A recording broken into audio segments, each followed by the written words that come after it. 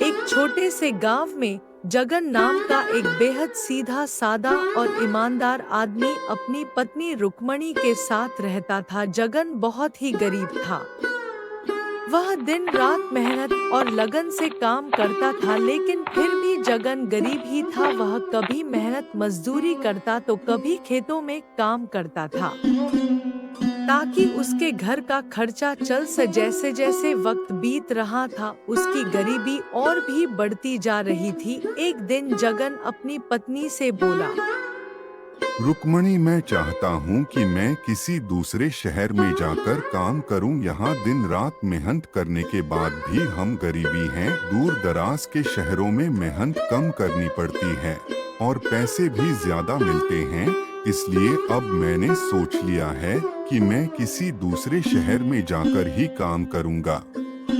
अगर तुम चले जाओगे तो मैं घर में अकेली कैसे रहूंगी। मैं नहीं चाहती तुम बाहर जाकर काम करो। मुझे ज्यादा पैसों का लालच नहीं है। मैं कम पैसों में भी गुजारा कर लूंगी। तुम सही सलामत रहो, मेरे लिए बस यही काफी है। मैं जानता हूँ रुक्मणी, तुमने तो हमेशा दुख तकलीफ में मेरा साथ दिया है।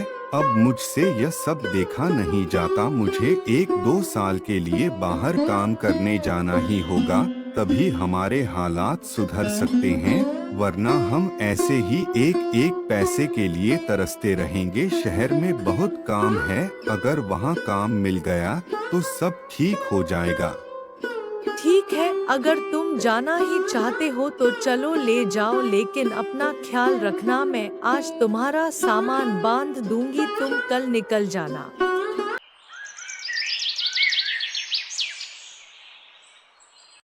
अगले दिन सुबह को जगन अपनी पत्नी से विदा लेकर शहर की ओर चल पड़ता है।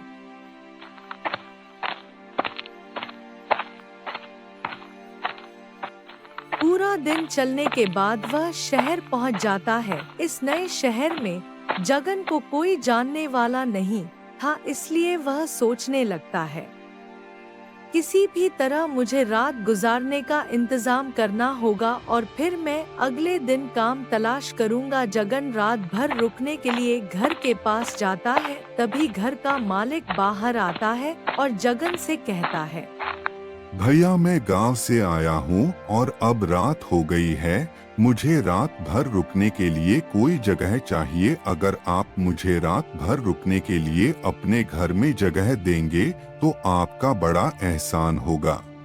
तुम गांव से आए हो या कहीं और से, मुझे इससे कोई फर्क नहीं पड़ता। मैं तुम्हें जानता नहीं पहचानता नहीं, तो मैं अपने घर में तुम्हें कैसे ठहरा सकता हूँ। बहुत से लोग शहर में काम करने आते हैं, तुम कोई नए नहीं हो। अरे जाओ कहीं और देखो।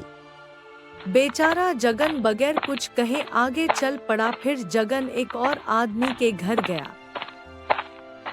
भैया, क्या मैं तुम्हारे घर रात भर के लिए रुक सकता हूँ? तुम चाहो तो मैं रात भर रुकने का किराया भी दे सकता हूँ। तुम्हें भाई, मेरा घर बहुत छोटा है और परिवार बहुत बड़ा है, इसलिए तुम मेरे घर में नहीं रुक सकते। इतना कहकर वो आदमी अपने घर के अंदर चला जाता है। उसके बाद जगन कई घरों में जाता है, लेकिन हर कोई उसे अपने घर में ठहराने से मना कर देता है। यह सब देखकर जगन बहुत निराश हो जाता है। फिर जगन सोचने लगता है, इस शहर में कोई भी मुझे अपने घर में ठहराने के लिए तैयार ही नहीं है। अब मैं रात में कहाँ जाऊँ? मेरे तो कुछ भी समझ में नहीं आ रहा है। जब इस शहर में कोई अपने घर में ही नहीं रोक रहा, तो फिर मुझे इस शहर में काम कैसे मिलेगा? बेचारा जगन यह सोच ही रहा था, तभी उसकी नजर एक बुढ़िया के घर पर पड़ती है। जगन उस बुढ़िया के घर जाता है और बूढ़ी अम्मा से कहता है, माँ, मैं इस शहर में काम की तलाश में आया हूँ, लेकिन कोई भी मुझे अपने घर में ठहराने के लिए तैयार ही नहीं है। बस अब आपसे उम्मीद है, कृपया मुझे रात भर के लिए अपने घर में ठहरा लो। बेटा, तुमने मुझे माँ कहा है। एक माँ अपने बेटे को घर के बाहर कैसे छोड़ सकती है? आप आ जाओ, अंदर आ जाओ। जगन उस बूढ़ी औरत के साथ घर के अंदर चला जाता है। फिर वह अम्मा जगन से कहती है, बेटा इसे अपना ही घर समझो, जब तक तुम चाहो तब तक यहाँ रह सकते हो।